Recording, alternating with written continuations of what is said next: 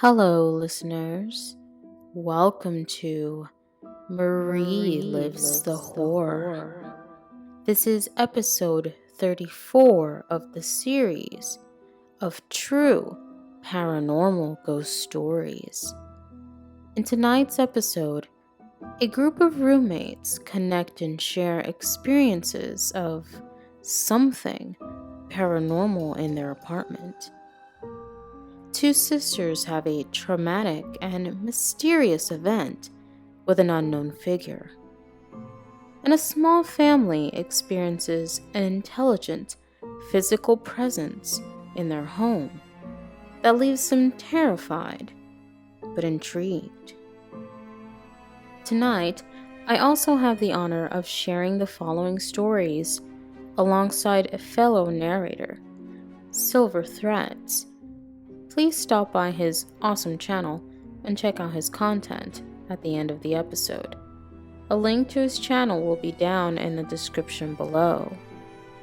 So without further ado, step into my horror chamber as we live the horror together.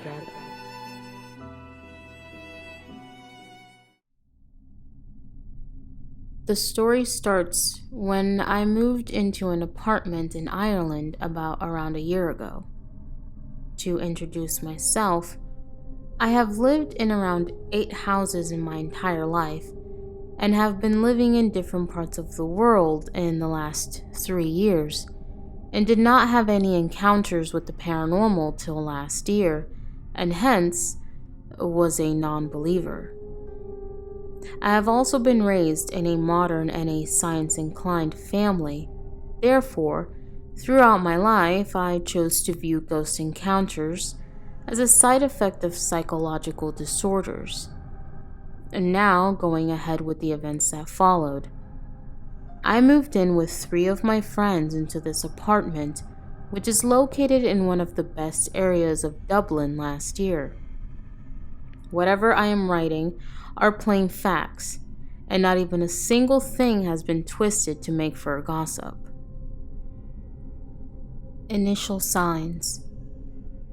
We lived peacefully for the first 6 months, except sometimes us waking up feeling like we heard footsteps in the night, and we dismissed it as just someone walking in the apartment above ours.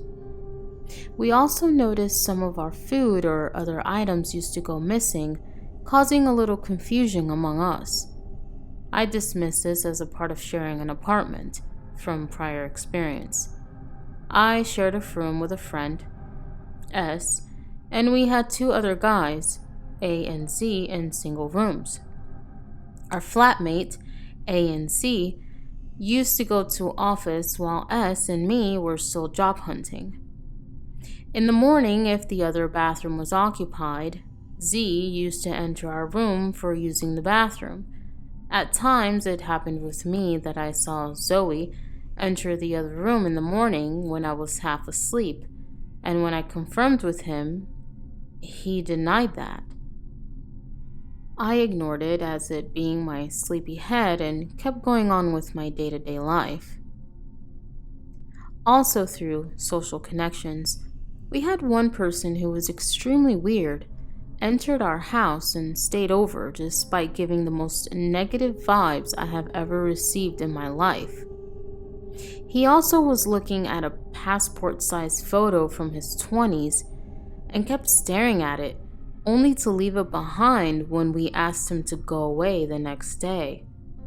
I threw the photo in the dustbin after a few days. First experience. It was in late November 2019. I was in the drawing room watching something on the television. Lying on the couch, I felt it for the first time. My eyes closed and my mind started racing from one thought to another for no reason. We all obviously have many thoughts and do tend to be lost in them for most of the time. But we have a certain amount of control over them. We can stop them as soon as we realize that we are in our thoughts. But what I experienced that day was something different altogether. My mind was jumping from one thought to another at very high speed and was not stopping even when I was trying to. Thought after thought, I felt as if I could not stop. It felt as if someone else had control over my mind and not me. I thought that job hunting stress was taking me over and I must be going crazy. So I decided to book a ticket to my country for a month and come back later.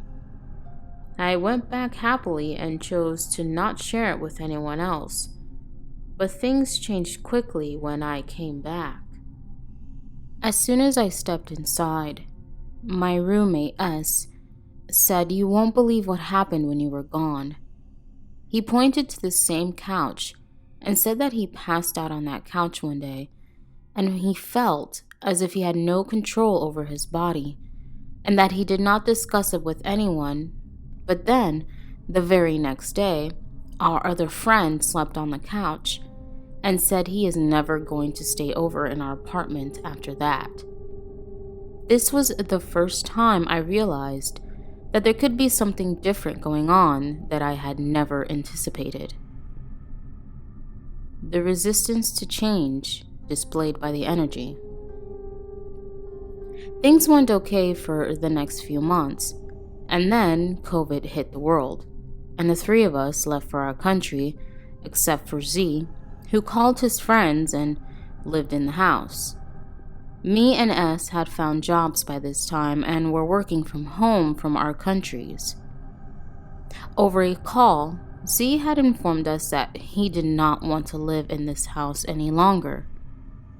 I decided to come back in the end of July. When I entered the house, it was empty. I had bought new AirPods in my country, and I was on call with my mom.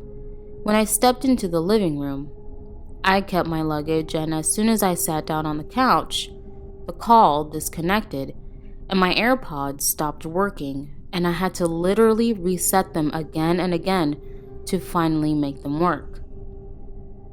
I tried to switch on the PlayStation, but it was also stuck, and when I finally decided to watch Netflix on my laptop, the volume was not working, even though it was full in the browser as well as the system's panel. I had to literally reinstall and fix drivers for everything. In the next few days, things stopped working for no reason. I felt as if I was recognized and made to feel unwelcome on purpose, but ignored the feeling my gut was telling me and told myself that I was just imagining things. But what caused me to start really noticing was when similar things happened with S and A when they came back. S came back earlier. He did not have good dreams and woke up with a really bad pain in his foot one day after going to sleep in very good shape. I was still skeptic, but when the night A arrived, he called me the next morning and said, "Bro, did you hear me last night?" I told him no. He said that I went to sleep and then lost control of my body and mind. I felt as if someone else was controlling me. And then he said that he could not even remember his own name. He was completely blank as to who he was, and then he jumped out of bed and tried to open his room's door, but just could not. He even tried to scream for help, but he just could not. It was almost like something was showing its anger on leaving it. A game of WhatsApp calls. I had a friend over for dinner, and I jokingly said, "We have a ghost in this place." She obviously ignored it, and we started talking about other things. But within 5 minutes, her phone started ringing when she checked her phone and said, "Why are you calling me?" I obviously said, "No, I am not," while checking out my phone. There was no call visible on my phone. She showed me her phone where the screen showed me calling her on WhatsApp. The call cut as soon as she tried to pick it up, and we both had no records of the call in my call history, but it was there in hers. She said, "You really have a ghost, what the fuck?" and left hastily, obviously freaked out. It didn't repeat until S was telling the same story to our friend on the weekend, and a similar call from S's phone went to his friend's phone, which obviously freaked us out. It was as if whatever it was knew we were talking about it, and who was telling it to whom. Dream encounters and sleep paralysis. One night, while sleeping in my bedroom with my face towards my roommate, S, I saw a figure enter our room and moved across the room with its face hidden away from us. It moved along the border of our bed and went towards S's side, and then it either kept its hands between us or on S or did something like that, and I woke up in shock from the whole thing. It was my first ever encounter of sleep paralysis and left me stunned. I researched on Google and it fit the exact description of a sleep paralysis, so I tried to ignore it. But I am spooked out now, since our new flatmate Jay, who moved in after Z, moved out. He slept in my room and had the same episode of sleep paralysis, where a man entered the room and pointed towards a way out, and also tried to put his hands on Jay's ears. His sleep paralysis episode happened 4 days ago, and now he's going back to his country for a few days. The nightmare. The dream started with getting to know that my manager had rented her house to a guy with a grocery business, so he is selling groceries on discount. I end up at her place, and the whole place is in shades of dark gray and black. I have never been to her real house, by the way. I end up buying some really weird groceries from someone. They seem like bright neon yellow rice and shades of red and things like that. Then I start exploring her house. I enter a room and there are 2 pianos. I try my hands on one and play it for a while. Then I shift to the next one. I saw that the keys on the keyboard are in more of a triangular pattern than straight. I am just staring at it, and it is one of the most beautiful pianos I have ever seen, despite being impossible to play. At this moment, I realized there's someone behind me. I turn around and see a pale man with a string of black dots below his eyes, dressed in black, standing in front of me. He smiled, and he tried to convince me to do something. I don't know why the details of our exact conversation blurred out of my mind, despite being able to recall everything else so clearly. I have also had a similar incident afterwards, where I saw a dream I could not recall, but just that I was running away from that person. I am so clear when that person enters the dream. My whole subconscious gets into an alarmed or frightened state, and that feeling is still etching in me when I wake up. The last time I had that nightmare, I also felt as if someone tried to pull me from behind, although I was sleeping alone in my room. Despite everything, we continue to live in the same apartment because we love the location and the apartment. Do let me know what you think about these incidents. Do you know if it is a particular supernatural entity, or if we should be concerned about it? Thanks.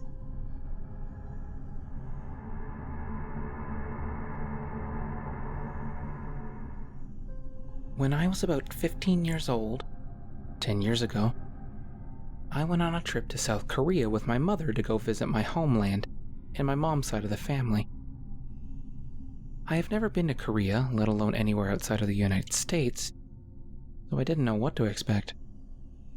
I thought I would be staying in the city, Seoul, but no, I was wrong. Turns out my mom's side of the family lives in a small village right outside of Seoul. After a few days of getting to know my family from Korea and exploring the countryside, I remember going out one night to this small family-owned restaurant.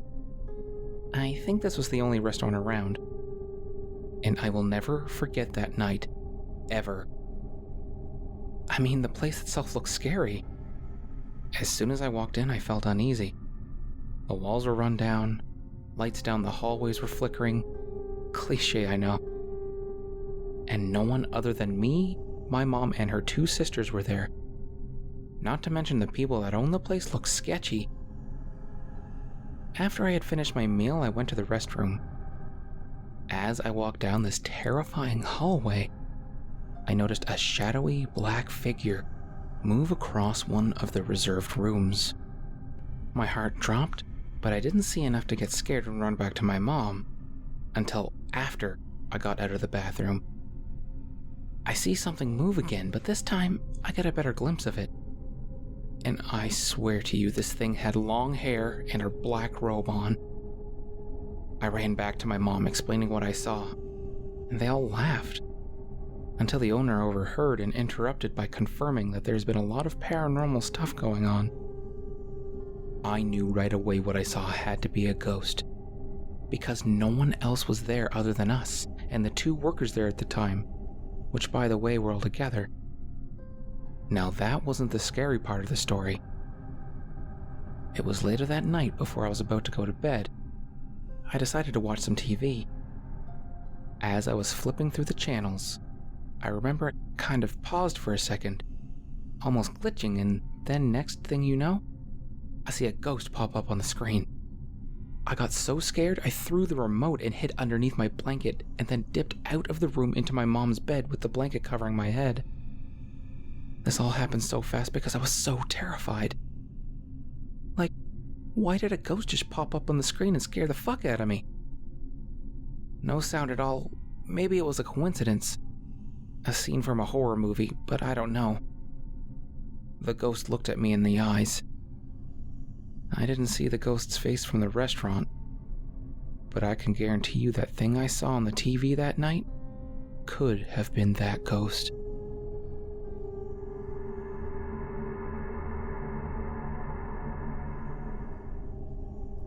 I've never been one to really believe in ghosts or the paranormal. I always believe there to be a logical explanation behind any door alarm or flash of light, etc. Well, that changed when I was camping several years ago on a beach on the west coast of Vancouver Island. I was in my tent, fast asleep, having a dream, nothing too notable there, but I woke up from the dream to something very strange. So much so, I felt the need to write it into the notes on the app of my phone. This is what I wrote. Reading through what appears to be text from a book, as much as you can trust any 40-something-year-old except for at 43, because at 43 something happens. Repeatedly reading that same text over and over about 3 or 4 times, and then out of nowhere I'm woken up by the sound of a soft female voice. Derek. It should be noted that the reading of the text felt like a dream, like I was reading through a book, but the voice seemed to have been from outside of the dream. It sounded like she was right outside my tent. August 28th, 2016 at just before 3 a.m.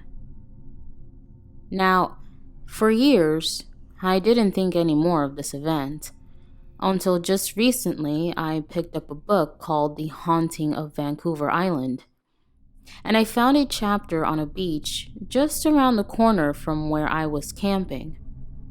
The author had an experience so similar. I couldn't help but get chills down my spine just reading it. His speculation was the beach was haunted by the ghosts of the passengers of an old steamer that sank just off the shore back in 1906, named the Valencia, where 136 people died, including 17 women and 11 children. To this day, I still get goosebumps thinking about this, and it's really opened my mind to the possibilities of another dimension where spirits roam.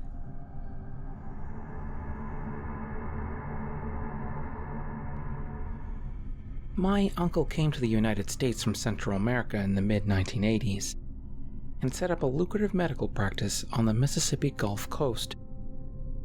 He purchased a large antebellum mansion in Ocean Springs, Mississippi. The second floor of this monstrously large plantation home had been used as an infirmary/hospital during the American Civil War. The original floorboards on the second floor had huge, dark stains soaked into the wood. It was blood that had pooled from injured soldiers that had soaked into the floorboards. In an attempt to preserve the originality of the house, they had never been replaced. Once, when I was maybe 9 or 10 years old, my older cousins took me into a portion of the attic that had not been finished. In this part of the attic, there were many old-looking chests and other super old-looking pieces of furniture. They opened one chest that they called the Bone Box and showed me its contents. It was full of old, dirty human bones. My uncle said the bones were unearthed when they had dug in the backyard when they were having the pool built. He said most of the bones were taken away or discarded, most of them arm and leg bones, amputations, and that the ones in the box were just some they had kept. The previous owners of the mansion had been a strange couple. They had also done some work to the property and had installed a large but shallow fountain with black tiles arranged in a pentagram. The locals say the previous owners knew there was a bad presence in the house and channeled it to do satanic rituals. I can't confirm the rituals, but the pentagram-shaped black fountain was definitely strange. I can confirm that there was something very wrong with the house. I never saw anything that I could definitively say was a ghost or apparition. However, on more than one occasion when I spent the night there, I would experience severe sleep paralysis and would hear people moving through the halls frantically in the middle of the night when everyone was asleep. On one occasion, my father and I were spending the night there before our fishing trip. House was on the water, and we slept in adjacent but separate rooms on the second floor. These two rooms were on one wing of the house, and that side of the house was otherwise unoccupied, as my aunt and uncle slept in their room on the first floor on the other side of the house. The entire night, as I would begin to drift off, I would begin to hear a very loud banging, almost like someone hitting a hammer against a thick slab of wood over and over. I would shoot up in bed and the noise would stop. This happened at least 3 times throughout the night. In the morning, my father asked me if I had any trouble sleeping. I told him yes and described what I heard. He said he had no idea what I was talking about, but that my aunt's dog had been running up and down the hallway all night, keeping him up. I had not heard the dog, and my aunt said her dog was not even at the house, but was under observation at the vet clinic. The more I think about what I heard, the more I think that what I heard sounded like a steel cleaver or hatchet hacking through an arm or a leg on a wooden slab. That's what I got.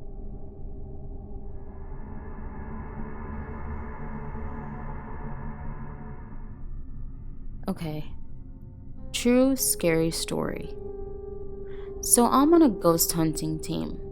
This weekend we had an investigation. A great investigation.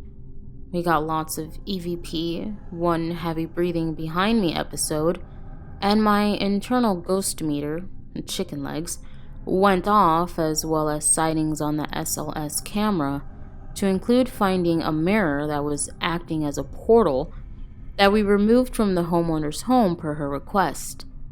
But that's not the scary part. On the way home, I always play a good playlist on my car to get out of my head and shake it off, I guess you could say. On the way home, just before an exit, I sometimes use on I-44 near Tulsa, Oklahoma. I saw a transparent guy run across the interstate and disappear at the median. Skinny brown hair and blue jeans and reddish or burgundy shirt. I was like, holy crap. I got home and hubby and I were talking about that night when I felt something ice cold, like ice water, approximately a teaspoon if I had to guess, run from just below my right collarbone to my armpit. I reached and touched my skin and smelled and tasted. No scent or flavor, and more water under my shirt than on it. I looked up and no water spots on the ceiling. I got up and made my husband feel it so he wouldn't think I was nuts. No drinks nearby, and I was actually cold, so not sweat. Fast forward from Saturday to today. I called the law office I work for sometimes and told my favorite attorney about the story. He asked me to repeat the location where I saw the runner.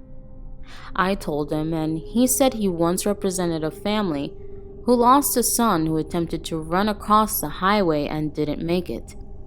I asked if he could remember the guy's name. He said he needed to try to remember. I told him I was more interested if he could supply a photo, and he did. I recognized him immediately as being the I-44 translucent guy I saw running. He died in 2013. I'm still in shock. I have his obituary photo, but won't post here out of respect for the family of the deceased.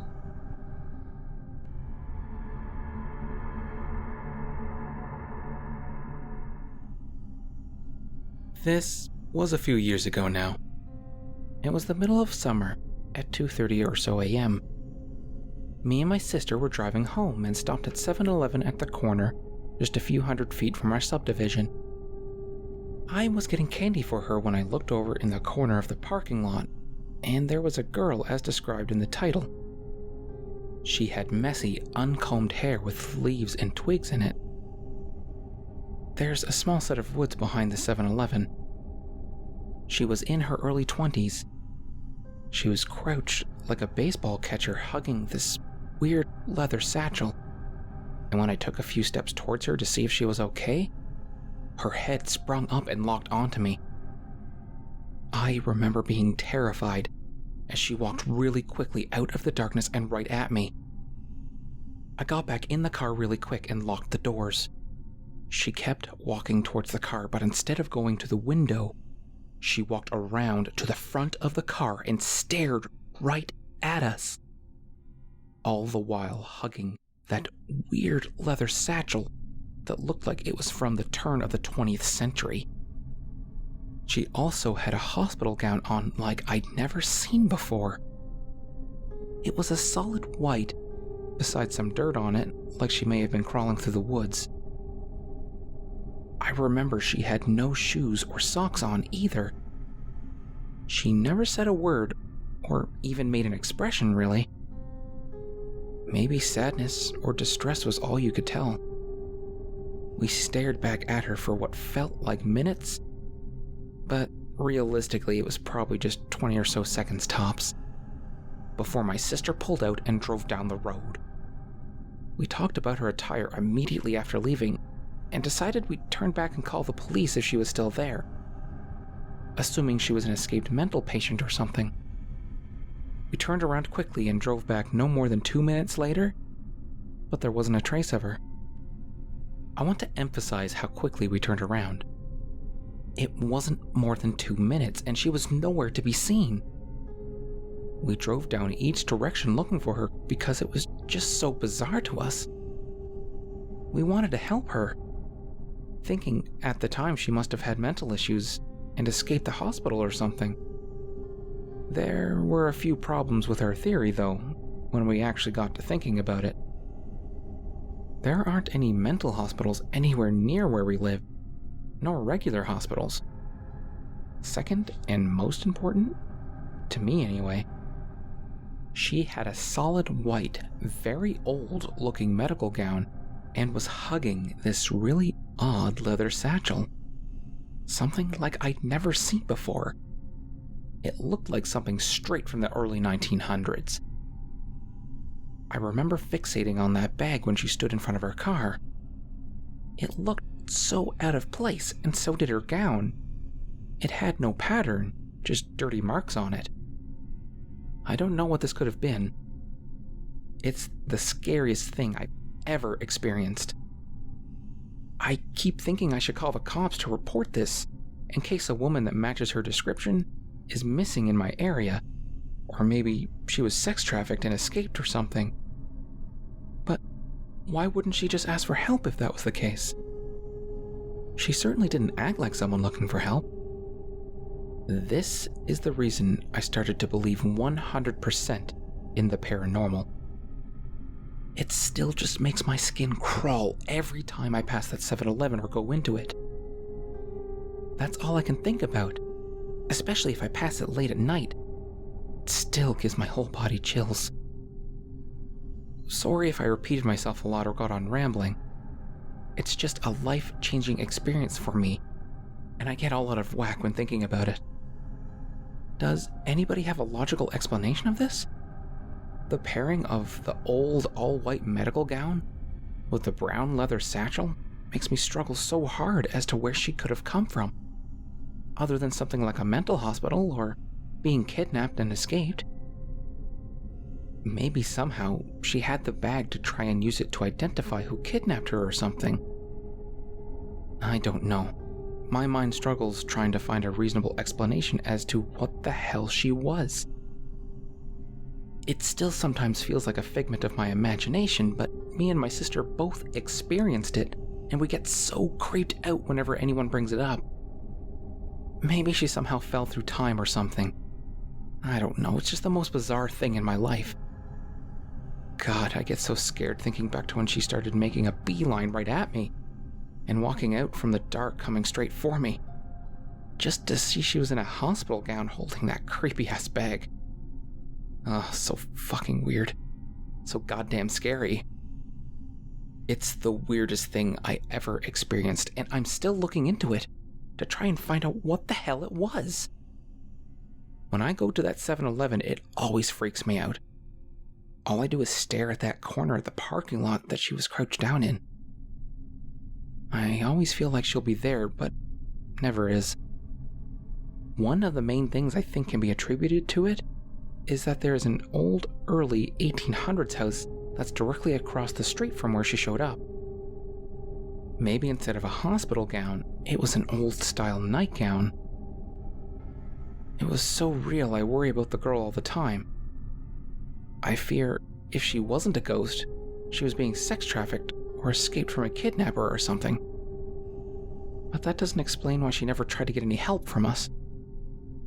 Sorry for rambling. I get all worked up over this story.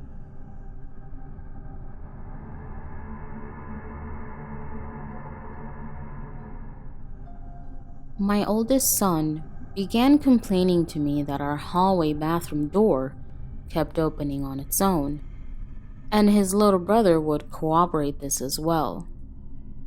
For a while, I brushed it off as their overactive imagination, and possibly some kind of draft, even though we don't get drafts down that hallway. I was skeptical, and that I've never seen this happen.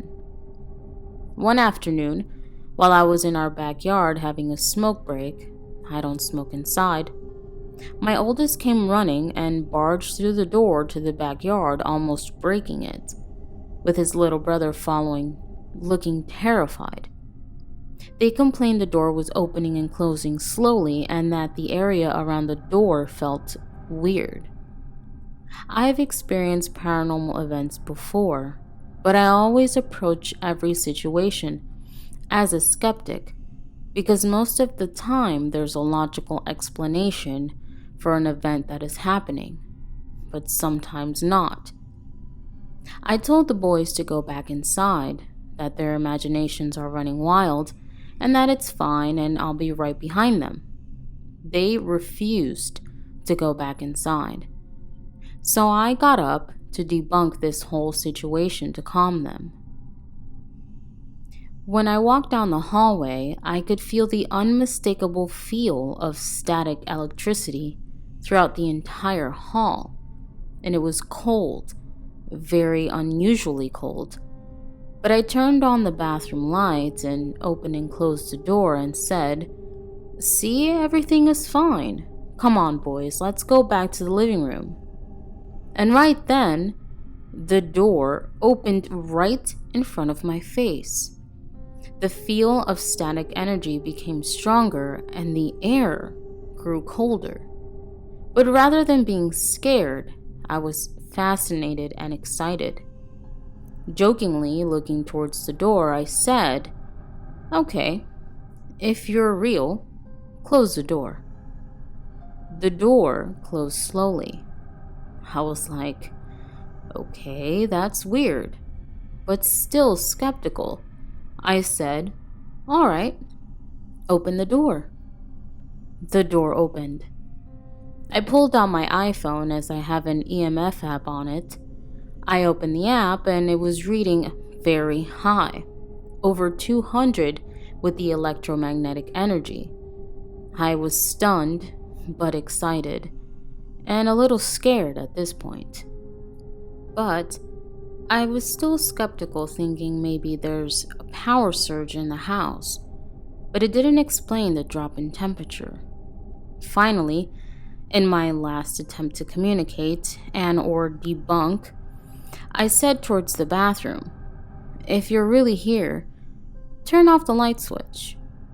When the light turned off, I slammed the bathroom door closed and ran with the kids back to the backyard, utterly stunned at what just happened. My oldest one looked at me saying, "See? I told you, Daddy, it's not my imagination." I went back inside and started repeating really to make the boys feel safer. "You don't belong here. This is not your home. You must leave." About 10 times. The hallway became warmer and the static energy decreased, and my EMF app started reading very low, around 25 to 30 of the EMF field. It still happens every now and then, but after repeating to leave to whatever it is, it normally stops. After that, I don't care what anyone says to me. I know what I saw and what I experienced, and I am an ardent believer in the paranormal now. Since this happened periodically, perhaps once every few weeks, I will wake up with sleep paralysis. I don't feel anything heavy on me like others have reported, but I can't move. I can, however, sense sometimes that doesn't quite belong, and every time it happens, I will hear shuffling around in the hallway and in the bathroom, with the door creaking and the sound of footsteps on a linoleum floor, sticky-like. I don't panic though. I slow my breathing and just keep trying to move my jaw until I am able to speak, and I'll say, "Is that all you got?" Because I know whatever it is taunting me, and I do not fear it. However, my kids are terrified of it.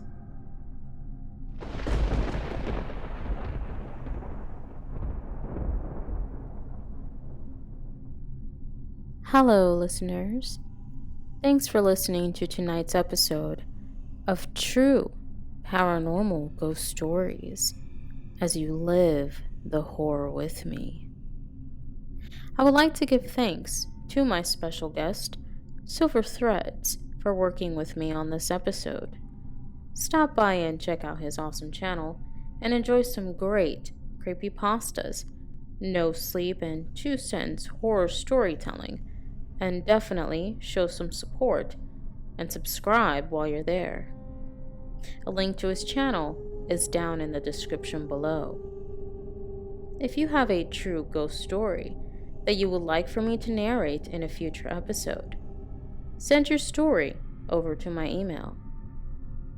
If you enjoyed tonight's episode, be sure to subscribe and click the notification bell to keep up with future content. Thanks again for listening. And as always, I am your host, Marie Lives the Horror.